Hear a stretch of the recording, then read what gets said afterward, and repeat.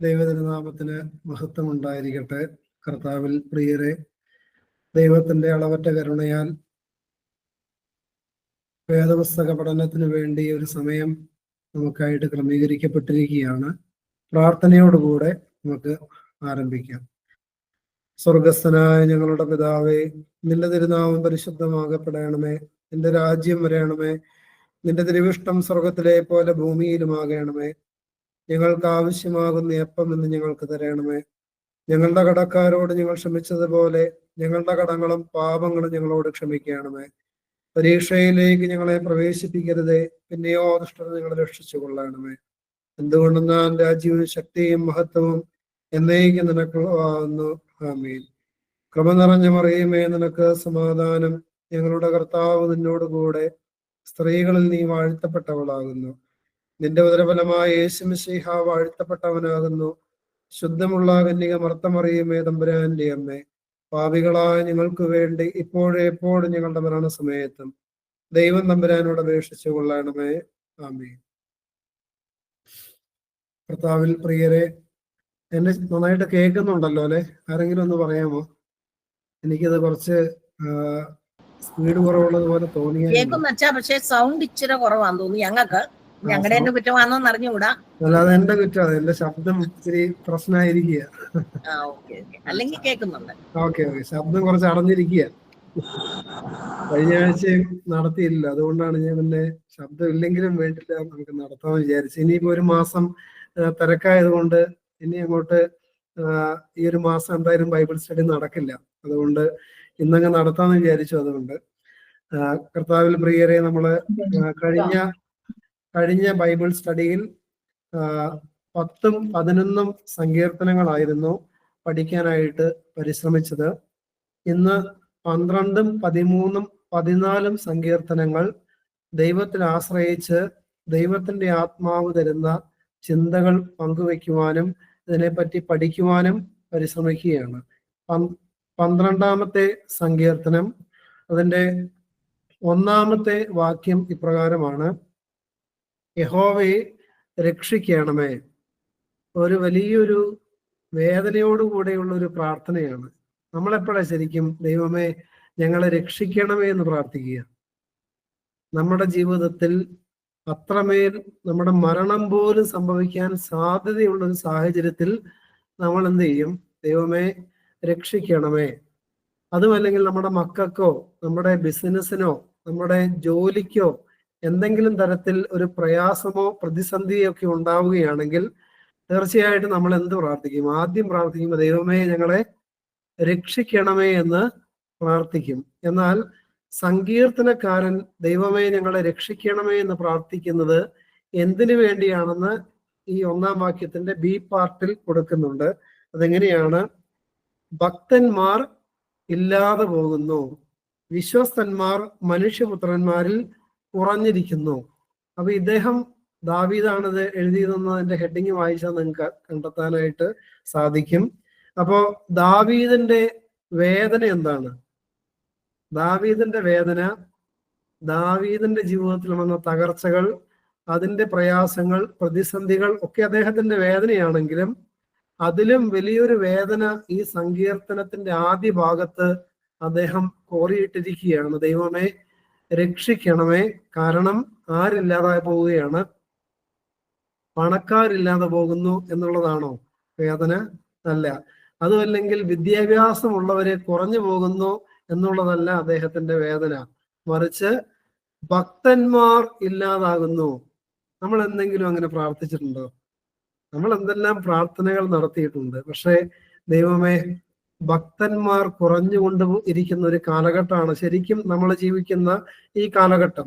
നിരീശ്വരവാദത്തിലേക്കും അതുപോലെ തന്നെ സാത്താനിക ആരാധനയിലേക്കൊക്കെ ഒരു സമൂഹം, ഒരു തലമുറ മുഴുവനും പോയിക്കൊണ്ടിരിക്കുന്ന ഒരു കാലഘട്ടം. ദേവാലയം ഉപേക്ഷിച്ച് ചിലർക്ക് ദൈവമുണ്ടെന്ന് വിശ്വാസമുണ്ട്, പക്ഷെ പള്ളിയുടെ ആവശ്യമില്ല എന്ന് ചിന്തിക്കുന്ന, വിശുദ്ധ കുർബാന വേണ്ട, കുമ്പസാരിക്കുന്നത് വ്യർത്ഥമായ കാര്യമാണ് എന്നൊക്കെ ചിന്തിക്കുന്ന ആളുകൾ വർദ്ധിച്ചു കൊണ്ടിരിക്കുന്ന ഒരു കാലഘട്ടത്തിലാണ് നമ്മൾ ജീവിക്കുന്നത്. പക്ഷെ ദാവീദിന്റെ കാലഘട്ടത്തിലും ഇത്ര തീക്ഷ്ണത ഉണ്ടായിരുന്ന ഒരു കാലഘട്ടം, ഇത്രമേൽ ഭക്തന്മാർ കുറഞ്ഞു പോയൊരു കാലഘട്ടം അല്ല ദാവീദിന്റെ കാലഘട്ടം. പക്ഷെ നമ്മുടെ ഈ കാലഘട്ടം എത്രയോ അധികമായിട്ട് അതിന്റെ തീക്ഷ്ണതയിൽ നിൽക്കുന്ന ഒരു കാലഘട്ടം. അപ്പൊ നമ്മളും തീർച്ചയായിട്ടും എന്ത് പ്രാർത്ഥിക്കണം? ദൈവമേ രക്ഷിക്കണമേ, കാരണം ഭക്തന്മാർ ഇല്ലാതെ പോകുന്നു. ഞാനിവിടെ വികാരിയായിട്ട് 6 മാസമായി. ഞാൻ പലപ്പോഴും ഇവിടെ അന്വേഷിച്ചിട്ടുണ്ട്, ഇവിടെ മുൻകാലങ്ങളിലൊക്കെ എത്ര ആളുകൾ കുർബാനയ്ക്ക് വരുമായിരുന്നു എന്ന്. അപ്പൊ എന്നോട് ജോയിച്ചേട്ടനൊക്കെ എന്നോട് പറഞ്ഞിട്ടുണ്ട്, 800 പേരോളം കുർബാനയ്ക്ക് വന്ന് സംബന്ധിക്കുന്ന ഒരു കാലഘട്ടം ഇവിടെ ഉണ്ടായിരുന്നു. കോവിഡിന് മുമ്പ് 500-ലധികം ആളുകൾ ഉണ്ടായിരുന്നു. എന്നാൽ കോവിഡിന് ശേഷം ഇപ്പോ നമ്മൾ എണ്ണി നോക്കിയ ഒരു 350, മാക്സിമം 400 പേരാണ് നമ്മുടെ കുർബാനയ്ക്ക് വന്ന് സംബന്ധിക്കുന്നത്. അതിന് ഒത്തിരി കാരണങ്ങളുണ്ട്. നമ്മുടെ യുവതലമുറയെല്ലാം വിദേശത്താണ്. അതോടൊപ്പം തന്നെ ജോലിയുടെ തിരക്കുകള്, പ്രയാസങ്ങള്, അങ്ങനെയുള്ള കാര്യങ്ങൾ വർദ്ധിക്കുന്നുണ്ട്. പക്ഷെ അതിൻ്റെ കൂടെ തന്നെ ദൈവവിശ്വാസത്തിന് മങ്ങൽ ഏറ്റ് ദൈവഭക്തി ഉപേക്ഷിച്ച അനേകർ നമ്മുടെ സമൂഹത്തിൽ, പ്രത്യേകിച്ച് നമ്മുടെ ഇടവകയിലൊക്കെ വർദ്ധിച്ചു വരികയാണ്. അതുകൊണ്ട് പ്രിയപ്പെട്ടവരെ, നമ്മൾ എന്ത് പ്രാർത്ഥിക്കണം? ദൈവമേ രക്ഷിക്കണമേ, കാരണം ഭക്തന്മാർ ഇല്ലാതെ പോകുന്നു. അല്ലേ? ഭക്തന്മാരില്ലാതെ പോയ എന്താ പ്രശ്നം? എന്താ പ്രശ്നമെന്ന് സദൃശവാക്യത്തിലെ കുറച്ച് വചനങ്ങൾ നമുക്ക് ചിന്തിച്ചാൽ മനസ്സിലാക്കാൻ സാധിക്കും. ദൈവഭക്തന്മാർ ഇല്ലാതെ പോയാൽ എന്താ സംഭവിക്കുന്നത്? ഈ സമൂഹത്തിൽ, ഈ ലോകത്ത് എന്ത് സംഭവിക്കുമെന്ന് നമുക്ക് കണ്ടെത്താനായിട്ടൊരു പരിശ്രമം നടത്താം. സദൃശവാക്യം 1-ാം അധ്യായം 7-ാമത്തെ വാക്യം. സദൃശവാക്യം 1-ാം അധ്യായം 7-ാം വാക്യം എടുക്കാൻ എളുപ്പമാണ്. സങ്കീർത്തനം കഴിഞ്ഞാൽ തൊട്ടടുത്ത അധ്യായമാണ്, അതുകൊണ്ട് പെട്ടെന്ന് എടുക്കാം. സദൃശവാക്യം 1-ാം അധ്യായം 7-ാമത്തെ വാക്യം ആർക്കെങ്കിലും വായിക്കും? യഹോവാഭക്തി ജ്ഞാനത്തിന്റെ ആരംഭമാകുന്നു, ഭോഷന്മാരോ ജ്ഞാനവും പ്രബോധനവും നിരസിക്കുന്നു.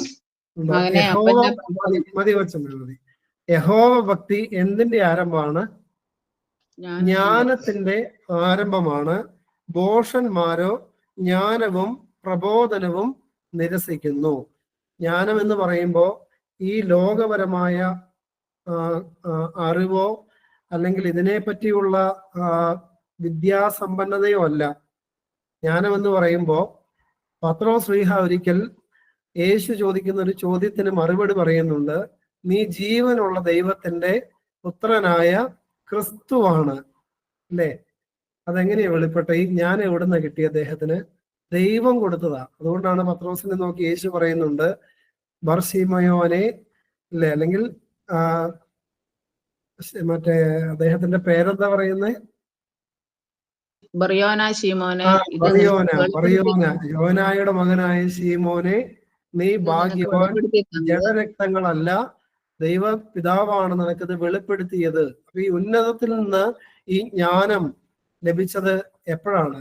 ദൈവഭക്തി ഹൃദയത്തിൽ സൂക്ഷിക്കുന്ന ഒരു മനുഷ്യനാണ് ഇത് വെളിപ്പെട്ടത്. പ്രിയപ്പെട്ടവരെ, അതുകൊണ്ട് ജ്ഞാനം എന്ന് പറയുമ്പോൾ നമ്മൾ മനസ്സിലാക്കേണ്ടത് ഈ ലോകത്തിലുണ്ടാകുന്ന വിദ്യാഭ്യാസം കൊണ്ടുണ്ടാകുന്ന അറിവ് മാത്രമല്ല ജ്ഞാനം എന്ന് പറയുന്നത്. ജ്ഞാനത്തിന്റെ ഒരു ഭാഗമാണ്, പക്ഷെ അതല്ല. മറിച്ച് ഈ ലോകത്ത് ജീവിക്കുമ്പോൾ സ്വർഗത്തെ പറ്റി, ന്യായവിധിയെ പറ്റി, അതുപോലെ തന്നെ പരിശുദ്ധാത്മാവിനെ പറ്റി, തൃത്വത്തെ പറ്റി, യേശുവിന്റെ വചനങ്ങളുടെ ആഴങ്ങളെ പറ്റി, ഇതൊക്കെ യേശുവിന്റെ 2ാമത്തെ വരവിനെ പറ്റി, സഭയെ പറ്റി, സഭയിലെ ഓരോ കൂദാശകളുടെയും അതിൻ്റെ ഉള്ളിൽ ഒളിഞ്ഞിരിക്കുന്ന രഹസ്യങ്ങളെ പറ്റി ഒരു വ്യക്തിക്ക് മനസ്സിലാക്കാൻ കഴിയണമെങ്കിൽ എന്ത് വേണം?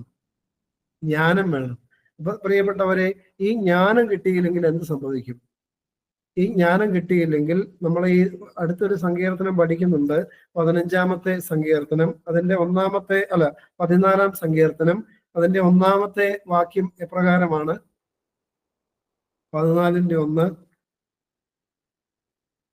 ദൈവം ഇല്ല എന്ന് മൂഢൻ തന്റെ ഹൃദയത്തിൽ പറയുന്നു, അവർ വഷളന്മാരായി മ്ലേച്ഛത പ്രവർത്തിക്കുന്നു. അപ്പൊ ഈ ജ്ഞാനം നഷ്ടപ്പെട്ടാൽ, ദൈവം ഉണ്ടെന്നുള്ള പരിജ്ഞാനം ഉണ്ടായില്ലെങ്കിൽ അവര് എന്ത് ചെയ്യും?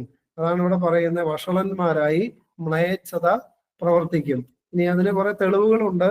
സദൃശവാക്യം 8-ാം അധ്യായം 13 എടുക്കാമോ?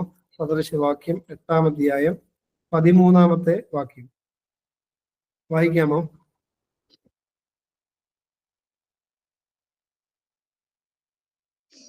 യഹോവാഭക്തി ദോഷത്തെ വെറുക്കുന്നതാകുന്നു.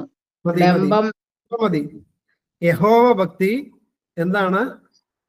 ദോഷത്തെ വെറുക്കുന്നതാകുന്നു. അപ്പൊ ഭക്തന്മാരില്ലാതായ എന്ത് സംഭവിക്കും? ഭക്തന്മാരില്ലാതായാൽ ദോഷത്തെ വെറുക്കുന്നവര് കുറയും. ഒരു സംശയമില്ല. അതല്ലേ ഇവിടെ പറയുന്നേ. യഹോവ ഭക്തി ദോഷത്തെ വെറുക്കുന്നതാകുന്നു. 1-ാമത്തെ വാക്യത്തിലും 1:7 നമ്മളതാണ് കാണുന്നത്. യഹോവ ഭക്തി ജ്ഞാനത്തിന്റെ ആരംഭമാകുന്നു, ഭോഷന്മാരോ ജ്ഞാനവും പ്രബോധനവും നിരസിക്കുന്നു. അപ്പൊ ഈ ജ്ഞാനം ഇല്ലെങ്കിൽ ഭോഷത്തരം ഉണ്ടാകും, തിന്മ പെരുകും. അതുപോലെ തന്നെ ഇവിടെ 8:13 പറയുകയാണ്, ദോഷത്തെ വെറുക്കുന്നവര് കുറയും. അതുകൊണ്ട് ഈ കാലഘട്ടത്തിൽ നമ്മൾ ഈ ഭക്തന്മാരില്ലാതായി കൊണ്ടിരിക്കുന്നതിന്റെ ലക്ഷണം എന്ന് പറഞ്ഞാൽ, ഈ കാലഘട്ടത്തിൽ പഴയ കാലഘട്ടങ്ങളിലേക്കാൾ അധികം അക്രമവാസനയും തിന്മയും കൊലപാതകവും വ്യഭിചാരവും എല്ലാ തരത്തിലുള്ള തിന്മയും പെരുകിയിരിക്കുകയാണ്. അതിന്റെ കാരണം എന്താണ്? ദൈവഭക്തി കുറഞ്ഞുകൊണ്ടിരിക്കുക, ഭക്തന്മാര് കുറഞ്ഞുകൊണ്ടിരിക്കുക. ദൈവത്തെ പറ്റിയുള്ള ജ്ഞാനം ഉള്ള വ്യക്തികൾ, അതായത് ജീവിക്കുന്ന ഈ ജീവിതം ഇവിടെ അവസാനിക്കുകയും അതിനുശേഷം ഒരു നിത്യതയുടെ കാലമുണ്ട് എന്നുള്ള തിരിച്ചറിവ് ഇല്ലാതിരിക്കുകയും ചെയ്യുന്നവരാണ് ഈ ലോകത്തിൽ അടിച്ചു പൊളിച്ച് ജീവിക്കുക. ആരെയും കൊല്ലാം, തല്ലാം, തലവെട്ടാം, കഞ്ചാവ് അടിക്കാം, ലഹരി വസ്തുക്കൾ ഉപയോഗിക്കാം. ഈ ഒരു ചിന്താഗതി ആർക്കാ ഉള്ളേ? അന്ത്യന്യായവിധിയെ പറ്റിയോ സ്വർഗത്തെ പറ്റിയോ നരകത്തെ പറ്റിയോ തിരിച്ചറിവില്ലാത്ത, ദൈവഭക്തി ഉപേക്ഷിച്ച് കളഞ്ഞിരിക്കുന്ന മൂഢന്മാരായ വ്യക്തികൾക്ക് ഇത് ചെയ്യാനായിട്ട് സാധിക്കും. അതുകൊണ്ട് യഹോവ ഭക്തി ദോഷത്തെ വെറുക്കുന്നതാകുന്നുവെന്ന് എഴുതി വച്ചിരിക്കുന്നത്. അടുത്തത് സദൃശവാക്യം 10-ാം അധ്യായം 27-ാമത്തെ വാക്യം. 10:27. യഹോവ ഭക്തി 10-ാം അധ്യായം 27. ദീർഘമാക്കുന്നു, ദുഷ്ടന്മാരുടെ സംവത്സരങ്ങൾ കുറഞ്ഞു പോകും. യഹോവ ഭക്തി എന്തിനെ ദീർഘമാക്കുന്നു? ആയുസിനെ ദീർഘമാക്കുന്നു. അപ്പൊ നമുക്കൊക്കെ നല്ല ദീർഘായുസ് വേണമെങ്കിൽ എന്ത് ചെയ്യണം? നമ്മൾ നന്നായിട്ട് ദൈവത്തെ സ്നേഹിച്ച് ദൈവവചനം പ്രമാണിച്ച് ദൈവകൽപ്പന പ്രകാരം ജീവിച്ച് ഭക്തരായി ജീവിച്ചാൽ കർത്താവിന്റെ വചനം പഠിപ്പിക്കുകയാണ്, യഹോവ ഭക്തി ആയുസിനെ ദീർഘമാക്കുന്നു. നമ്മുടെ ആയുസ് ദീർഘിപ്പിച്ച് അനുഗ്രഹങ്ങൾ ഈ ലോകത്ത് പകർന്നു കൊടുക്കാൻ തക്കവണ്ണം ദൈവം നമ്മളെ സഹായിക്കും. ആയുർദൈർഘ്യം കൂടുകയാണോ കുറയുകയാണോ? മെഡിക്കൽ ഫീൽഡിലുള്ളവർക്കൊക്കെ പറയാം, ആയുർദൈർഘ്യം കൂടുകയാണോ? ടെക്നോളജി ഒത്തിരി ഉന്നതമായിട്ട് വളർന്നിട്ടുണ്ട്, പക്ഷെ ആയുർദൈർഘ്യത്തെ പിടിച്ചു നിർത്താനായിട്ട് പറ്റുന്നുണ്ടോ? കുറയുകയാണ്. പണ്ടൊക്കെ നമ്മുടെ പൂർവികർക്കൊക്കെ അവർക്കൊരു 90-100 വരെയൊക്കെ എത്തുന്ന ഒരു ഇതുണ്ടാവും. ഒന്നുമില്ലെങ്കിൽ ഒരു 80 കഴിയാതെ കുറെ പേരെങ്കിലും പോയില്ലായിരുന്നു. എന്നാൽ ഈ കാലഘട്ടത്തിൽ ഇനിയുള്ള, പ്രത്യേകിച്ച് ഞങ്ങളുടെയൊക്കെ തലമുറയിലുള്ള ഒരു 60-70 എത്തുമെന്ന് തന്നെ സംശയമാണ്. കാരണം കഴിക്കുന്നതും കുടിക്കുന്നതും ശ്വസിക്കുന്നതും എല്ലാം വിഷമായതുകൊണ്ട് നമ്മുടെ ആയുർദൈർഘ്യം കൂടാൻ സാധ്യതയില്ല, കുറയാനാണ് സാധ്യത. പക്ഷെ കർത്താവിന്റെ വചനം പഠിപ്പിക്കുകയാണ്, യഹോവ ഭക്തി ആയുസിനെ ദീർഘിപ്പിക്കുന്നു. അതിനുശേഷം 19-ാം അധ്യായം സദൃശവാക്യം 19-ാം അധ്യായം 23-ാമത്തെ വാക്യം വായിക്കാമോ? 19-ാം അധ്യായം 23-ാമത്തെ വാക്യം. യഹോവ ഭക്തി ജീവഹേതുവാകുന്നു, അതുള്ളവൻ തൃപ്തനായി വസിക്കും, അനർത്ഥം അവന് നേരിടുകയില്ല. കണ്ടോ? യഹോവ ഭക്തി ജീവഹേതുകമാകുന്നു, അതായത് ജീവൻ നൽകുന്നതാകുന്നു എന്നാണ് POC ബൈബിളിൽ എഴുതിയിട്ടിരിക്കുന്നത്. യഹോവ ഭക്തി ജീവൻ നൽകുന്നതാകുന്നു. ഏത് ജീവനാണ്? ഈ ലോക ജീവനും അതോടൊപ്പം തന്നെ നിത്യജീവനും നൽകുന്നതാണ് എന്ത്? യഹോവ ഭക്തി. അതുകൊണ്ട് പ്രിയപ്പെട്ടവരെ, യഹോവ ഭക്തന്മാർ ഇല്ലാതായി കഴിഞ്ഞാൽ എന്താ സംഭവിക്കുന്നത്? ഈ തിരിച്ചറിവ് ഹൃദയത്തിൽ ഉള്ള വ്യക്തിയായിരുന്നു ദാവീദ്. അതുകൊണ്ടാണ് ദാവീദിന്റെ ജീവിതത്തിലെ തകർച്ചകളൊക്കെ ഒത്തിരി ഉണ്ടെങ്കിലും അതിനെപ്പറ്റി അദ്ദേഹം പ്രാർത്ഥിക്കുന്നതിന്റെ കൂടെ തന്നെ അദ്ദേഹം പ്രാർത്ഥിക്കുകയാണ്, ദൈവമേ രക്ഷിക്കണമേ, കാരണം ഭക്തന്മാർ ഇല്ലാതെ പോകുന്നു. ഭക്തന്മാർ ഇല്ലാതായാൽ ഈ ലോകത്ത് തിന്മ പെരുകുമെന്നും അതുപോലെ തന്നെ ദൈവിക പരിജ്ഞാനം ഇല്ലാതായാൽ സ്നേഹം നഷ്ടപ്പെട്ട് മനുഷ്യർ പരസ്പരം കലഹിച്ച് നഷ്ടപ്പെടുമെന്നും ആർക്കറിയാം? ദാവീദിനറിയാം. അതുപോലെ തന്നെ അവന്റെ ആയുസ് നഷ്ടപ്പെടും, ദൈവബോധം ഇല്ലാത്തവനായി തീരും എന്നുള്ള ചിന്തയൊക്കെ ദാവീദിനുള്ളത് കൊണ്ടാണ് ദാവീദ് ദൈവസന്നദ്ധിയിൽ പ്രാർത്ഥിക്കുന്നത്, കർത്താവേ ഭക്തന്മാർ ഇല്ലാതെ പോകുന്നു. അതിനുശേഷം പറയാണ് വിശ്വസ്തന്മാർ മനുഷ്യപുത്രന്മാരിൽ കുറഞ്ഞിരിക്കുന്നു. അത് നമുക്കറിയാവുന്ന കാര്യമാണ് അല്ലേ? നമ്മുടെയൊക്കെ ജീവിതത്തിൽ എന്തെല്ലാം അനുഭവങ്ങളുണ്ട്. മനുഷ്യൻ പറഞ്ഞ വാക്കിന് യാതൊരു വിശ്വസ്തതയില്ലാതെ വെറും വാക്ക് മാത്രം പറയാൻ ഒരു മടിയില്ലാത്ത ആളുകളായി ഇന്ന് സമൂഹത്തിൽ അത് ഒത്തിരി വർദ്ധിച്ചിരിക്കുകയാണ്. അപ്പോൾ വിശ്വസ്തന്മാർ ഇല്ലാതെ പോവുകയാണ്. അതിനുശേഷം രണ്ടാമത്തെ വാക്യം, ഓരോരുത്തൻ താന്താന്റെ കൂട്ടുകാരനോട് വ്യാജം സംസാരിക്കുന്നു, കപടമുള്ള അതരത്തോടും ഇരു മനസ്സോടും കൂടെ അവർ സംസാരിക്കുന്നു. അങ്ങനെയുണ്ടോ? നിങ്ങൾക്കൊന്ന് പറയാമോ? ഞാൻ എൻ്റെ ഒരു അനുഭവം പറയാം.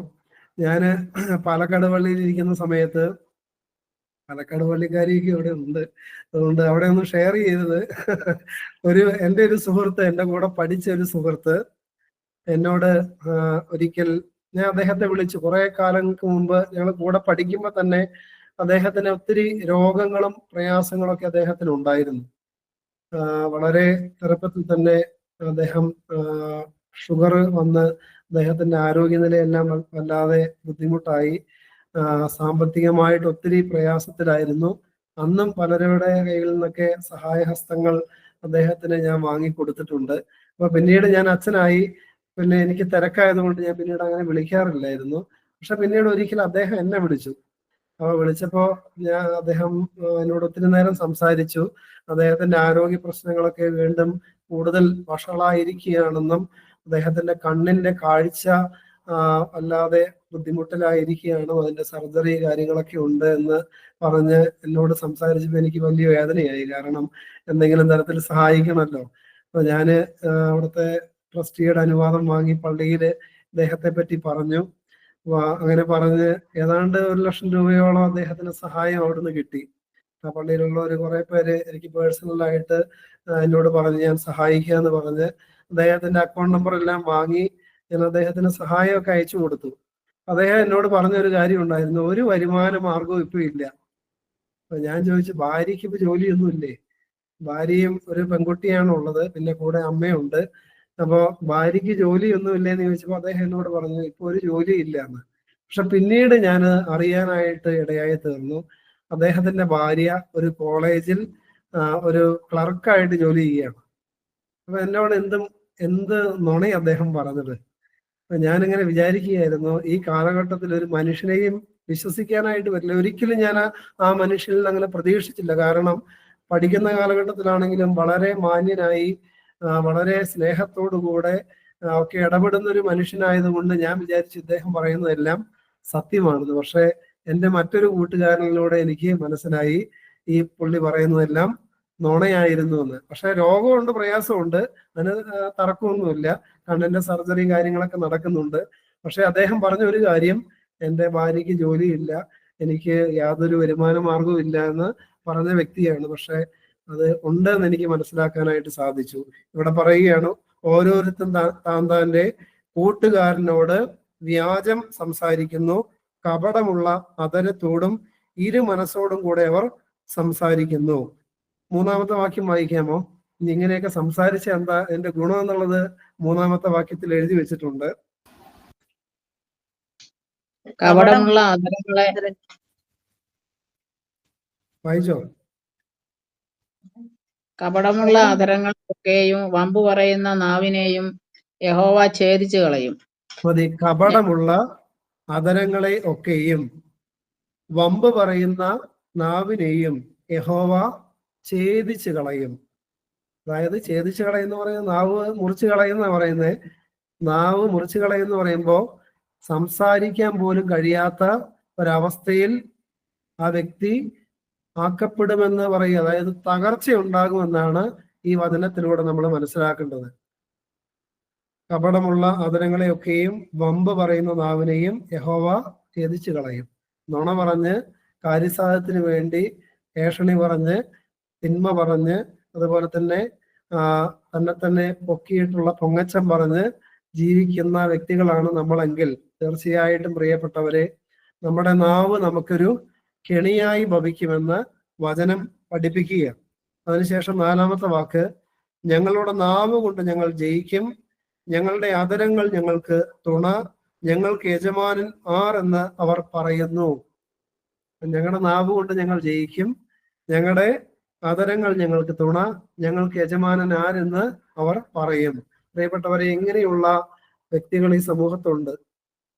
നാവ് കൊണ്ട് മറ്റുള്ളവരെ പ്രയാസപ്പെടുത്തുകയും മുറിപ്പെടുത്തുകയും വഞ്ചിക്കുകയും ഈ കപടം പറയുകയും നുണ പറയുകയും ഒക്കെ ചെയ്യുന്ന, അതുപോലെ തന്നെ പരദൂഷണം പറയുകയും ഏഷണി പറയുകയും അതുപോലെ തന്നെ പൊങ്ങച്ചം പറയുകയും ചെയ്യുന്ന ഒത്തിരി ആളുകൾ.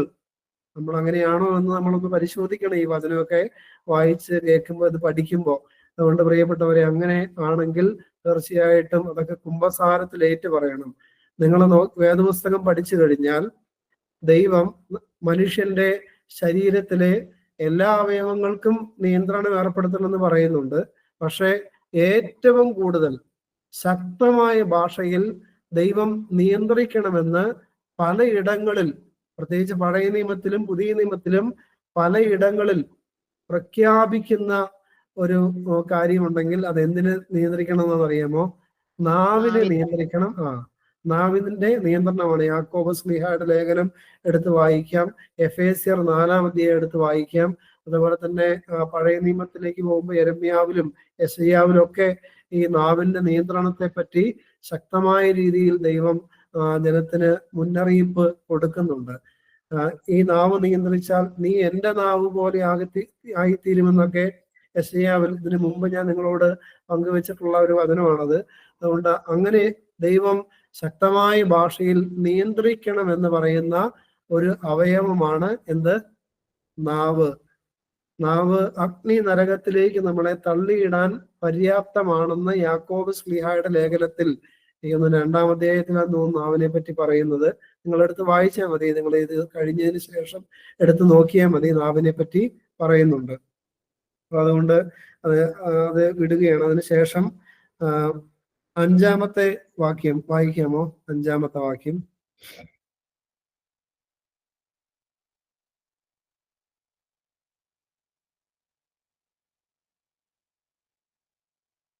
അഞ്ചാമത്തെ വാക്യം, അതായത് 12-ന്റെ-5.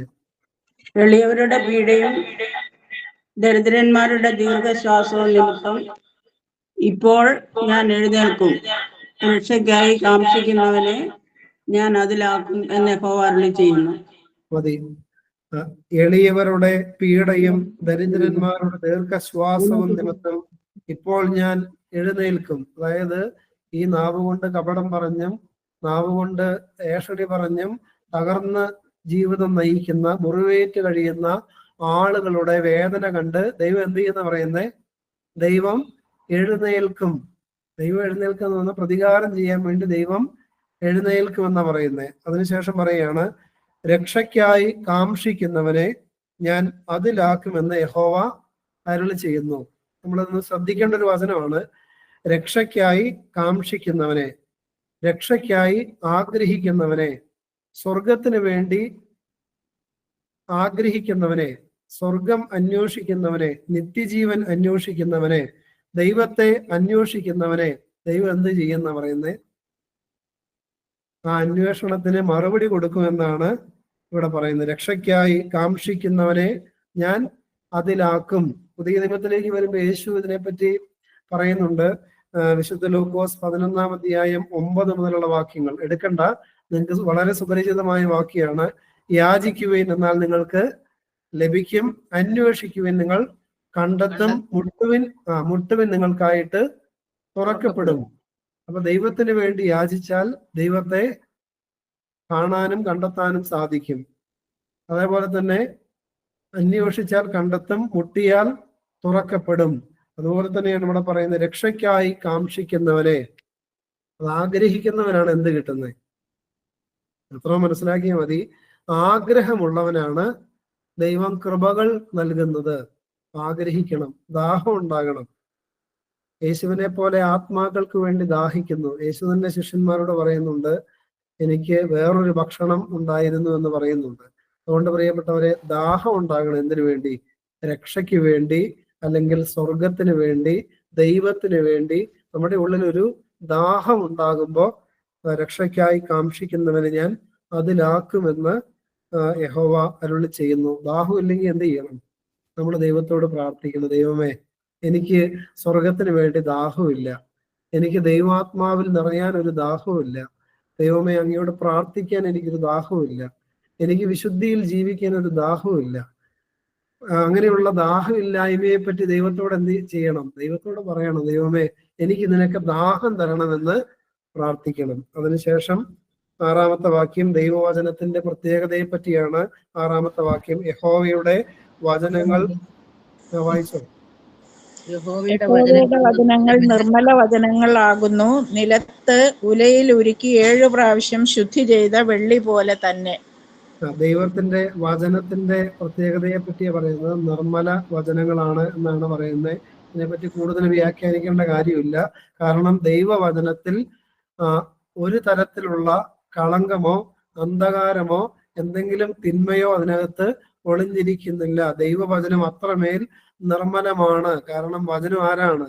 യേശുവാണ് വചനം. പിന്നീട് യഹോവേ നീ അവരെ കാത്തുകൊള്ളും, ഈ തലമുറയിൽ നീ അവരെ എന്നും സൂക്ഷിക്കും. 8-ാമത്തെ വാക്യം മനുഷ്യപുത്രന്മാരുടെ ഇടയിൽ വഷളത്വം പ്രബലപ്പെടുമ്പോൾ ദുഷ്ടന്മാർ എല്ലായിടവും സഞ്ചരിക്കുന്നു. അത് ശരിക്കും ഇങ്ങനെയാണ്. ദുഷ്ടന്മാർ എല്ലായിടത്തും പെരുകുമ്പോ വഷളത്വം ഈ ലോകത്ത് കൂടുന്നു. അങ്ങനെയാണ് BOC ബൈബിളിൽ കിടക്കുന്നത്. ഈ ട്രാൻസ്ലേഷന്റെ പ്രശ്നമായിരിക്കാം. ദുഷ്ടന്മാർ എപ്പോഴാ വർദ്ധിക്കുന്നത്?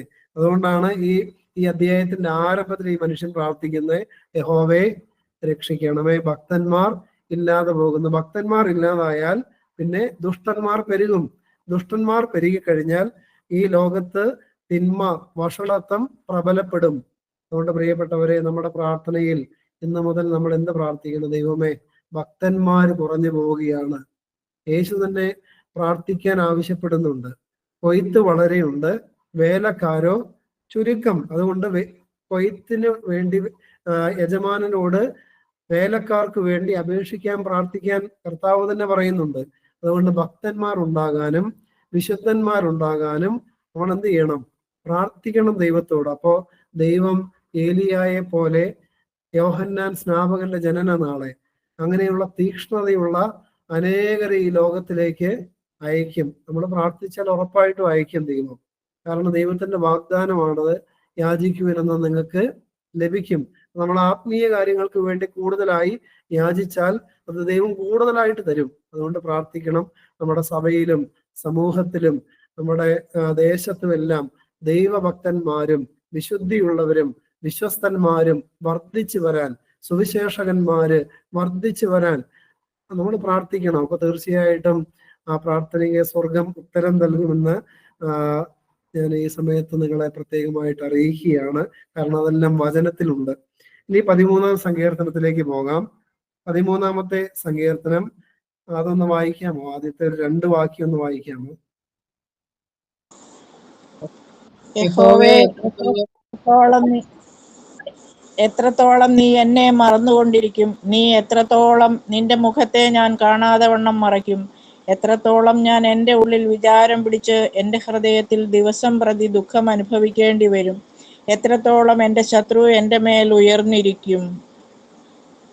എന്റെ ദൈവമായ യഹോവേ കടാക്ഷിക്കണമേ, എനിക്ക് ഉത്തരമരുളണമേ.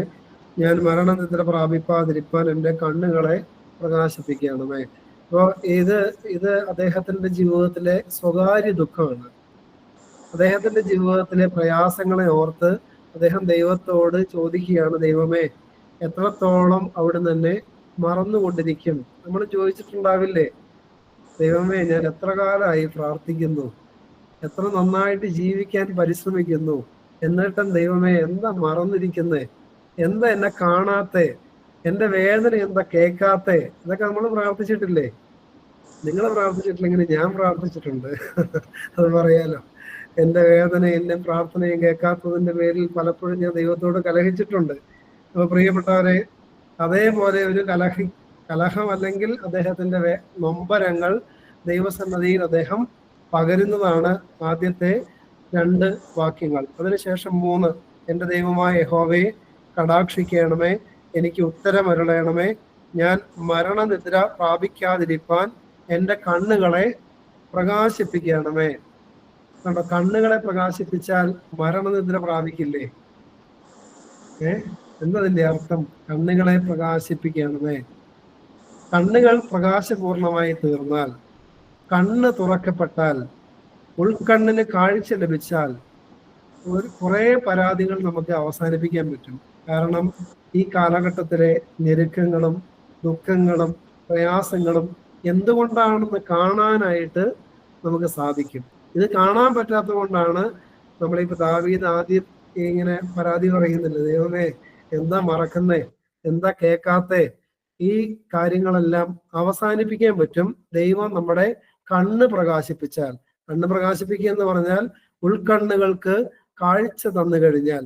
നമുക്ക് അത് ഒന്ന് വ്യക്തമായിട്ട് മനസ്സിലാകുന്ന ഒരു ഉദാഹരണം 2 രാജാക്കന്മാരുടെ പുസ്തകം എടുക്കാമോ? 2 രാജാക്കന്മാരുടെ പുസ്തകം 6-ാം അധ്യായം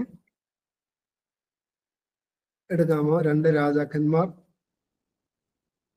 6-ാം അധ്യായം. 2 രാജാക്കന്മാർ 6-ാം അധ്യായം.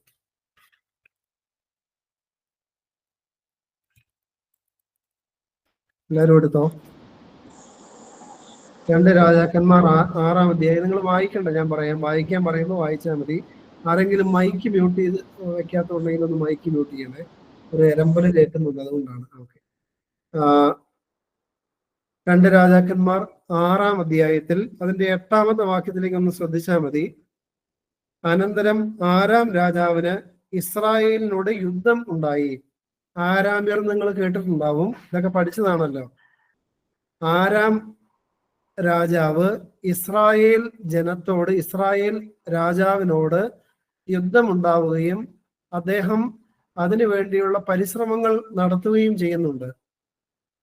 അപ്പൊ ആരാം രാജാവ് തന്റെ ഭൃത്യന്മാരോട് പറയുകയാണ്, ഇന്നിന്ന സ്ഥലത്ത് നിങ്ങൾ പാളയം ഇറങ്ങണമെന്ന് ആരാം രാജാവ് സൈന്യാധിപനോടും സൈന്യത്തോടും പറയുകയാണ്. അങ്ങനെ അവര് പോയി ആ സ്ഥലങ്ങളിൽ അവിടെ പതിയിരിക്കുകയും തക്ക സമയം കിട്ടുമ്പോൾ അവിടെ ഇസ്രായേലിനെതിരെ പോരാടാനായിട്ട് അവര് നോക്കിയിരിക്കുകയും ചെയ്യുമ്പോൾ എന്ത് സംഭവിക്കുന്നത് അറിയാമോ? അവിടെ ഏലീശ എന്ന ഏലിയായുടെ ശിഷ്യനായ ഒരു പ്രവാചകനുണ്ട്, ഒരു ദൈവപുരുഷനുണ്ട്. 9-ാമത്തെ വാക്യം, എന്നാൽ ദൈവപുരുഷൻ ഇസ്രായേൽ രാജാവിനോട് ഇന്ന സ്ഥലത്തു കൂടി കടക്കാതിരിക്കാൻ സൂക്ഷിക്കുക, ആരാമ്യർ അവിടേക്ക് വരുന്നുണ്ട് എന്ന് പറയിച്ചു. അപ്പോ ഇത് ഈ ആരാം രാജാവ് തന്റെ കൊട്ടാരത്തിലിരുന്ന് അവിടുത്തെ ആളുകളോട് രഹസ്യത്തിൽ പറയുന്നത്, ഇവിടെ ഇസ്രായേലിൽ താമസിക്കുന്ന ഏലീശായിക്ക് ദൈവത്തിന്റെ ആത്മാവ് വെളിപ്പെടുത്തി കൊടുക്കും. അപ്പൊ ഏലീശ എന്ത് ചെയ്യും? ഏലീശ ഇസ്രായേൽ രാജാവിനോട് പറയും, ഇന്ന സ്ഥലങ്ങളിലൂടെയാണ് ആരാം രാജാവ്, ശത്രു രാജാവ് സൈന്യസമേതം പ്രവേശിക്കുന്നത്, അതുകൊണ്ട് അവിടെ നിങ്ങൾ ശക്തമായ കോട്ട കെട്ടി സംരക്ഷിക്കണം. പ്രിയപ്പെട്ടവരെ, അപ്പൊ ഇത് 11-ാമത്തെ വാക്യത്തിലേക്ക് വരുമ്പോ ഇത് ഹേതുവായി ആരാം രാജാവിന്റെ മനസ്സ് ഏറ്റവും കലങ്ങി.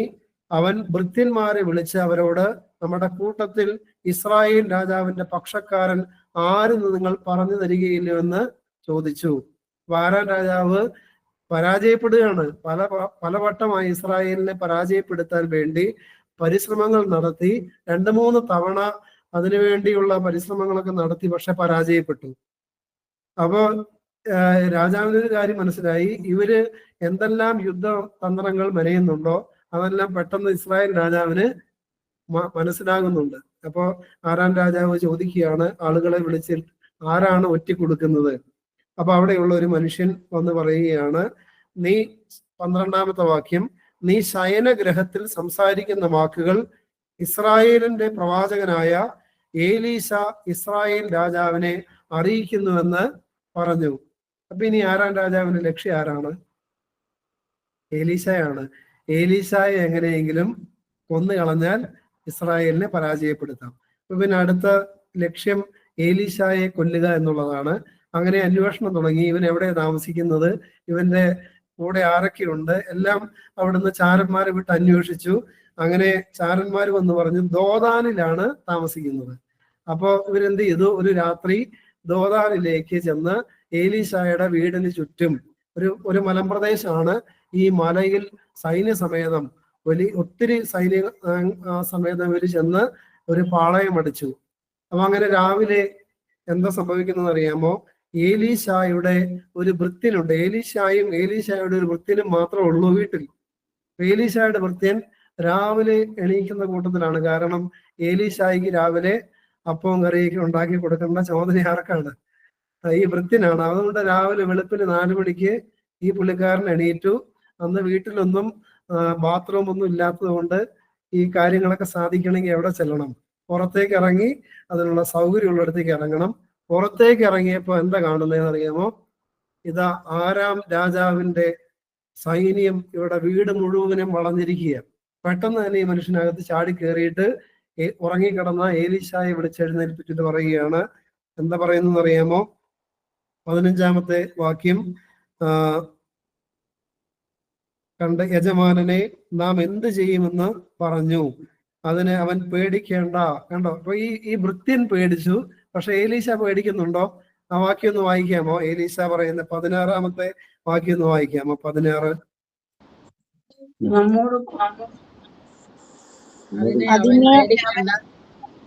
പേടിക്കേണ്ട, നമ്മോടുകൂടെയുള്ളവർ അവരോട് കൂടെയുള്ളവരെക്കാൾ അധികം എന്ന് പറഞ്ഞു. പിന്നെ ഏലീശ പേടിക്കേണ്ട, നമ്മുടെ കൂടെ ഉള്ളവർ അവരുടെ കൂടെയുള്ളവരെക്കാട്ടിലും അധികമാണ്.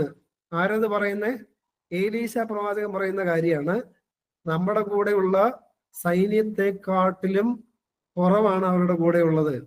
അപ്പൊ ഈ മനുഷ്യൻ ചുറ്റും നോക്കുന്നുണ്ട്. ഈ ഏലീശയുടെ വൃത്തി ഇയാൾക്ക് വട്ടായോ എന്ന് വിചാരിച്ചിട്ട് ചുറ്റും നോക്കുന്നുണ്ട്. കാരണം എന്താ? ഏലീശായും ഈ വൃത്തിന് മാത്രം ആ വീട്ടിലുള്ളൂ. ചുറ്റും നോക്കുന്നുണ്ട്, പക്ഷെ എന്ത് കാണുന്നില്ല? ഒന്നും കാണുന്നില്ല. പുറമേയുള്ള ഈ ശത്രുക്കളുടെ ആരവം കേൾക്കാം. ഈ മനുഷ്യന്റെ പേടി വീണ്ടും വർദ്ധിച്ചു. അപ്പൊ ഏലീശ 17-ാമത്തെ വാക്യത്തിൽ ഇങ്ങനെ പ്രാർത്ഥിക്കുകയാണ്.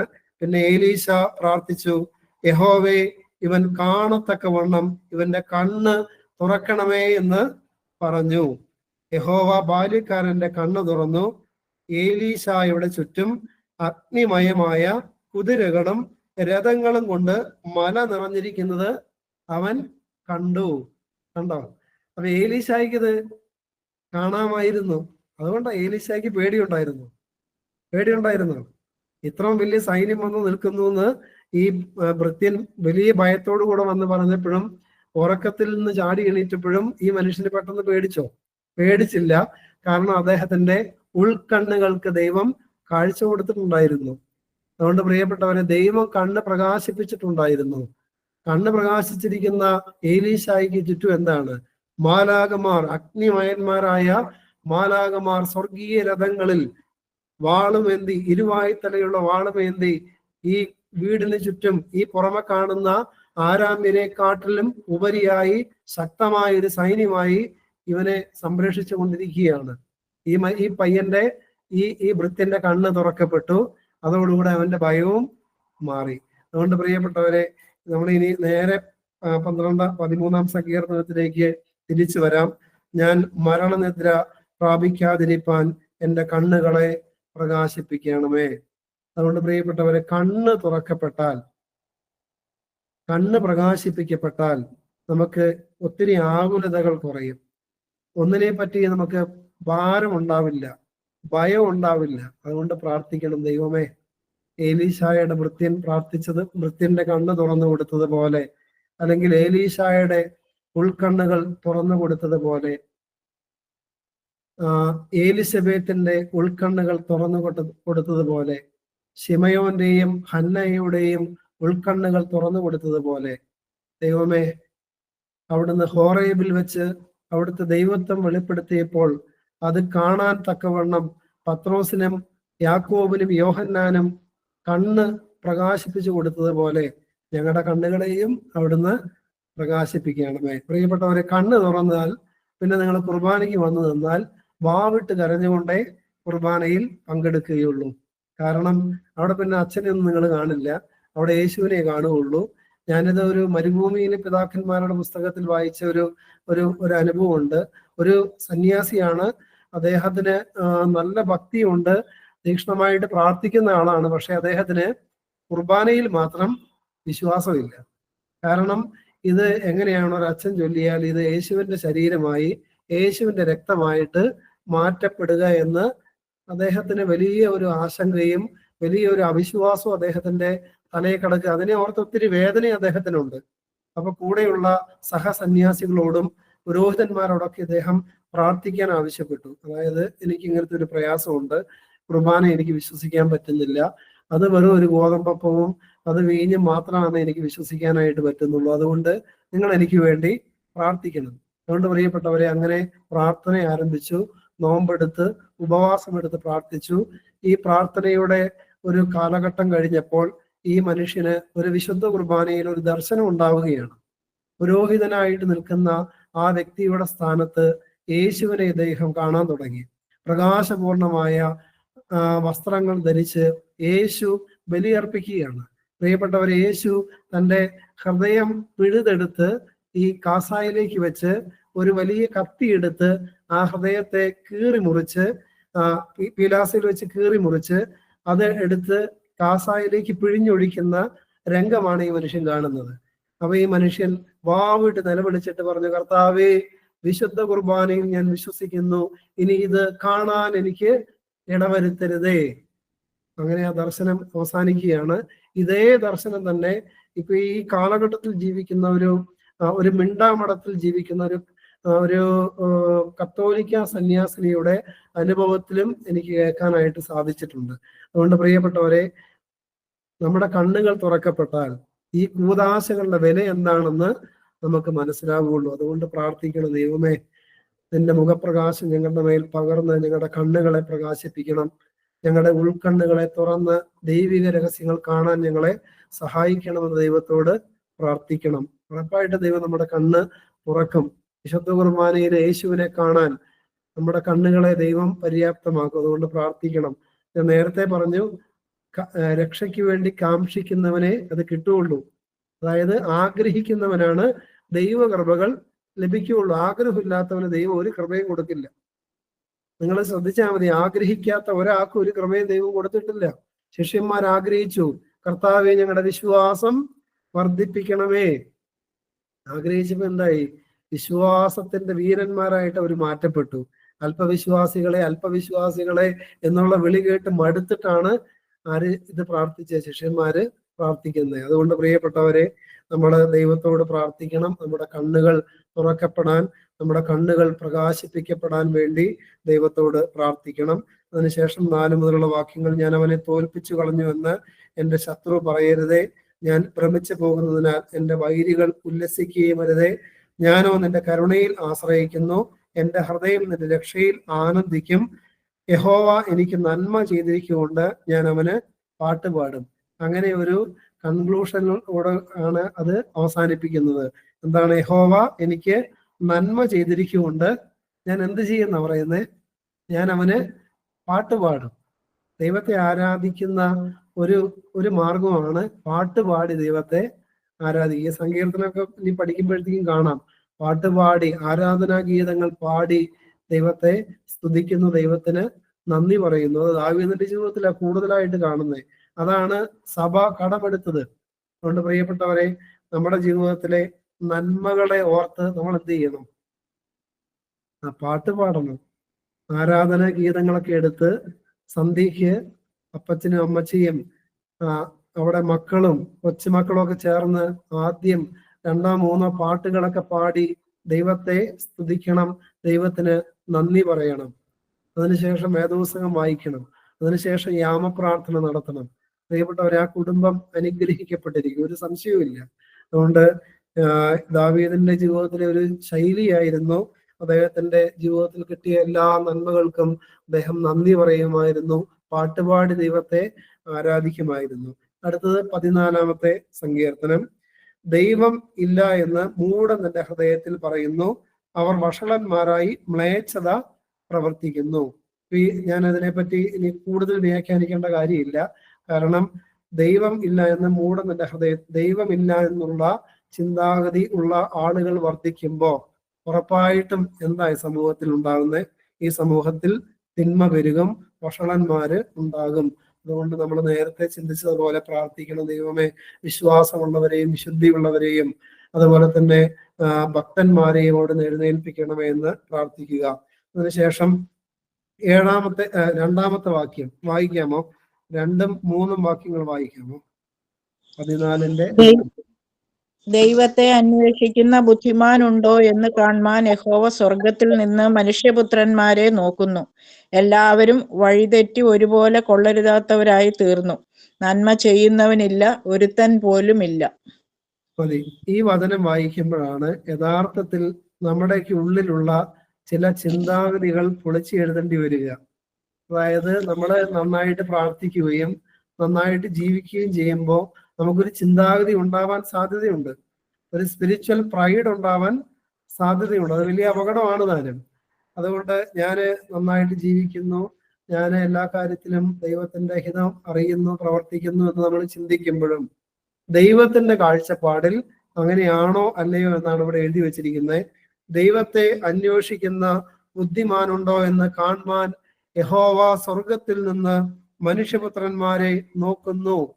ദൈവം നോക്കുക. ദൈവം നോക്കുമ്പോ പ്രിയപ്പെട്ടവരെ എന്താ കാണുന്നേ? എല്ലാവരും വഴിതെറ്റി ഒരുപോലെ കൊള്ളരുതാത്തവരായി തീർന്നിരിക്കുന്നു. നന്മ ചെയ്യുന്നവനില്ല, ഒരുത്തൻ പോലുമില്ല. അപ്പൊ പ്രിയപ്പെട്ടവരെ, എന്തെങ്കിലും ഒരു ബലഹീനത ഇല്ലാത്ത മനുഷ്യർ എവിടെ ഇല്ല? ഈ ലോകത്ത് ഇല്ല. പരിപൂർണതയിൽ എത്താൻ നമുക്ക് എത്ര പരിശ്രമിച്ചാലും അതിൽ എത്തിച്ചേരാനായിട്ട് വളരെ ബുദ്ധിമുട്ടാണ്. അതുകൊണ്ട് ദൈവം നോക്കുമ്പോൾ അങ്ങനെ നന്മ ചെയ്യുന്നതിനില്ല, ഒരുത്തൻ പോലുമില്ല എന്നുള്ളൊരു പ്രഖ്യാപനം ദൈവത്തിന് നടത്താനായിട്ട് സാധ്യതയുണ്ട്, അന്നും ഇന്നും. ഇനി 4ഉം 5ഉം വാക്യങ്ങൾ വായിക്കാമോ? നീതികേട് പ്രവർത്തിക്കുന്നവരാരും അറിയുന്നില്ലയോ? അപ്പം തിന്നുന്നത് പോലെ അവർ എന്റെ ജനത്തെ തിന്നുകളയുന്നു. യഹോവയോട് അവർ പ്രാർത്ഥിക്കുന്നില്ല. അവർ അവിടെ അത്യന്തം ഭയപ്പെട്ടു. യഹോവ നീതിമാന്മാരുടെ തലമുറയിലുണ്ടല്ലോ. മതി. അതായത് ഈ ദുഷ്ടന്മാര് പെരുകുമ്പോ സംഭവിക്കുന്ന കാര്യമാണ് പറയുന്നത്. നീതികേട് പ്രവർത്തിക്കുന്നവർ ആരും അറിയുന്നില്ലയോ?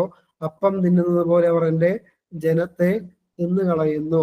ഭക്തന്മാരും വിശ്വസ്തന്മാരും വിശുദ്ധിയുള്ളവരും വർദ്ധിച്ചില്ലെങ്കിൽ, ഇങ്ങനെ പറയുന്നത്, എൻ്റെ ജനത്തെ തിന്നുകളയുന്നു. അപ്പൊ ദൈവജനത്തിന് അത് അപകടമാണ്, ദൈവവിശ്വാസികൾക്ക് അത് അപകടമാണ്. എന്ത്? ഭക്തന്മാർ ഇല്ലാതെ പോകുന്നത്.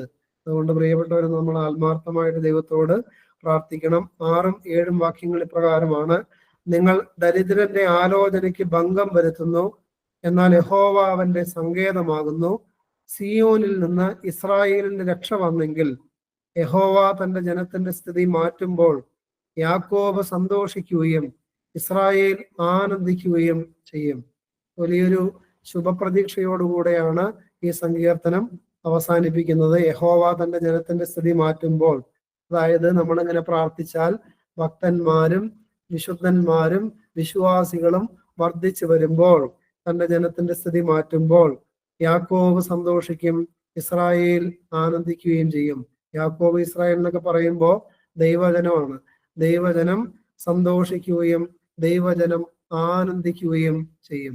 അതുകൊണ്ട് പ്രിയപ്പെട്ടവരെ, 12, 13, 14 സങ്കീർത്തനങ്ങളിലൂടെ ദൈവം നമ്മളോട് ഒത്തിരി കാര്യങ്ങൾ സംസാരിച്ചു. അതെല്ലാം വീണ്ടും മനനം ചെയ്യാനും അത് കൂടുതലായിട്ട് പഠിക്കാനും അതിലെ എന്തെങ്കിലും തിരുത്തലുകൾ ഉണ്ടാകണമെങ്കിൽ തിരുത്താനും ഒക്കെ നമ്മൾ പ്രത്യേകമായിട്ട് പരിശ്രമിക്കണമെന്ന് സ്നേഹപൂർവ്വം ഓർമ്മിപ്പിച്ചുകൊണ്ട് ഇന്നത്തെ നമ്മുടെ ഈ വചന പഠനം അവസാനിപ്പിക്കുകയാണ്. ഞാൻ നേരത്തെ തുടക്കത്തിൽ അറിയിച്ചതുപോലെ ഇനി ഈ ഒരു മാസം നമുക്ക് ബൈബിൾ സ്റ്റഡി ഉണ്ടായിരിക്കുകയില്ല. കാരണം നാളെ മുതൽ കരോൾ സർവീസ് ആരംഭിക്കുന്നു. അതോടൊപ്പം തന്നെ ക്രിസ്മസിന്റെ ക്രമീകരണങ്ങളൊക്കെ ആയിട്ട് ക്രിസ്മസ് ഈവ് അങ്ങനെയുള്ള പരിപാടികളെല്ലാം ഉള്ളത് കൊണ്ട് തിരക്കുള്ള സമയമാണ്. അതുകൊണ്ട് എനിക്ക് ഒന്നും ഒരുങ്ങാനായിട്ട് സാധിക്കുകയില്ല.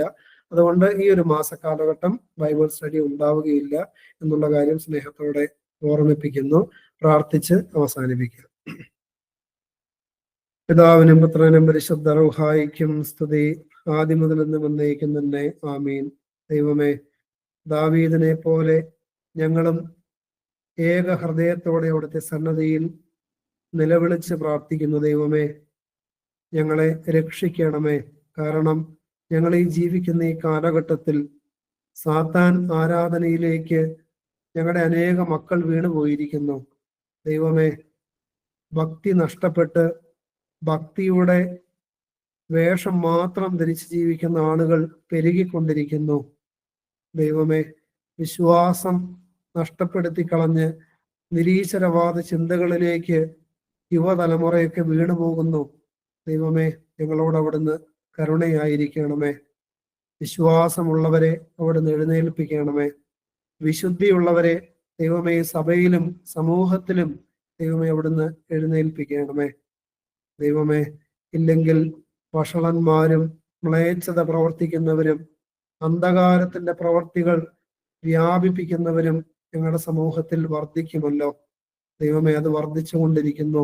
എവിടെ നോക്കിയാലും അസമത്വങ്ങളും തിന്മയും കൊലപാതകങ്ങളും അരിഷ്ടിതാവസ്ഥകളും വർദ്ധിച്ചു വരുന്നു. ദൈവമേ, ജാതിയോടും രാജ്യത്തോടുമെല്ലാം ശക്തമായിട്ട് ക്രുദ്ധിച്ചു കൊണ്ടിരിക്കുന്ന ഒരു കാലഘട്ടമാണല്ലോ ഇത്.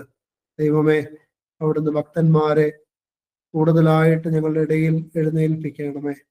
അങ്ങനെ ദൈവമേ, ഏറ്റവും അവസാനത്തെ സങ്കീർത്തനത്തിൽ ഇസ്രായേലും യാക്കോബും ആനന്ദിക്കുമെന്ന് അവിടുന്ന് പ്രത്യാശയുടെ വചനം ദാവീദിന്റെ നാവിലൂടെ ഞങ്ങൾക്ക് പകർന്നു തന്നല്ലോ. അതുപോലെ ദൈവജനം സന്തോഷിക്കും എന്ന് ഉള്ള വലിയ പ്രത്യാശ ഞങ്ങളുടെ ഹൃദയത്തിലേക്ക് അവിടുന്ന് പകർന്നു തരണമേ. ദൈവമേ, ഞങ്ങളുടെ നാവുകളെ നിയന്ത്രിക്കുവാൻ ഞങ്ങളെ സഹായിക്കണം. കാരണം കപടമുള്ള അതിരത്തെയും വമ്പ് പറയുന്ന നാവിനെയും അവിടുന്ന് ഛേദിച്ചു കളയുമെന്ന് വചനത്തിൽ പഠിപ്പിക്കുന്നുവല്ലോ. അതുകൊണ്ട് ദൈവമേ, ഞങ്ങളുടെ ശരീരത്തിലെ എല്ലാ അവയവങ്ങളെയും അതിനെ കാത്തു പരിപാലിക്കുവാൻ, തിന്മയിലേക്ക് ചായ്വുള്ളതിനെയെല്ലാം പ്രത്യേകമായിട്ട് ദൈവാത്മാവിന്റെ കൃപയിൽ സംരക്ഷിക്കുവാൻ ഞങ്ങളെ അവിടുന്ന് സഹായിക്കണമേ. പ്രത്യേകിച്ച് ഞങ്ങളുടെ നാവിനെ ദൈവമേ കുറ്റം വിധിക്കാനോ ഏഷണി പറയാനോ മലിനത പറയാനോ അല്ലെങ്കിൽ മറ്റുള്ളവരുടെ കുറ്റങ്ങളും കുറവുകളും പറഞ്ഞു നടക്കാനോ ഇടയാകാതെ വണ്ണം വിശുദ്ധിയിൽ അവിടുന്ന് കാത്തു പരിപാലിച്ച് സംരക്ഷിക്കണമേ. അവിടുന്ന് അരുളി ചെയ്യുന്നുണ്ട്, രക്ഷയ്ക്കായി കാംക്ഷിക്കുന്നവർക്ക് ഞാൻ എൻ്റെ കൃപകൾ നൽകുമെന്ന്. ദൈവമേ, അങ്ങയെ ആഗ്രഹിക്കാൻ, നിത്യജീവന് വേണ്ടി ദൈവമേ നോക്കി പാർത്തിരിക്കാൻ ഞങ്ങളെ ഓരോരുത്തരെയും അവിടുന്ന് സഹായിക്കണമേ. കർത്താവെ, ഈ ശുശ്രൂഷയിൽ സംബന്ധിക്കുന്ന എല്ലാ വ്യക്തികളെ കുടുംബമായി എല്ലാവരെയും സമർപ്പിക്കുന്നു. ഇടവകയെ സമർപ്പിക്കുന്നു. പരിശുദ്ധ സഭയെ സമർപ്പിക്കുന്നു. പ്രത്യേകിച്ച് ഓർത്തഡോക്സ് യാക്കോബായ സഭകൾക്കിടയിലുള്ള ഭിന്നതകൾ, അത് സമൂഹത്തിൽ വരുത്തി വച്ചിരിക്കുന്ന തെറ്റായ സാക്ഷ്യങ്ങൾ, അതിലൂടെ വന്നിരിക്കുന്ന പരാജയങ്ങളെല്ലാം ദൈവമേ അവിടുന്ന് കാണുകയും ദൈവമേ സഭയിൽ ശാശ്വതമായ ഒരു സമാധാനം, പരസ്പര സ്നേഹത്തിന്റെ ഐക്യത്തിന്റെ ആത്മാവ് ഞങ്ങളുടെ ഇടയിൽ വ്യാപരിക്കുന്നതിന് അവിടുന്ന് ഇടയാക്കി തീർക്കണമേ.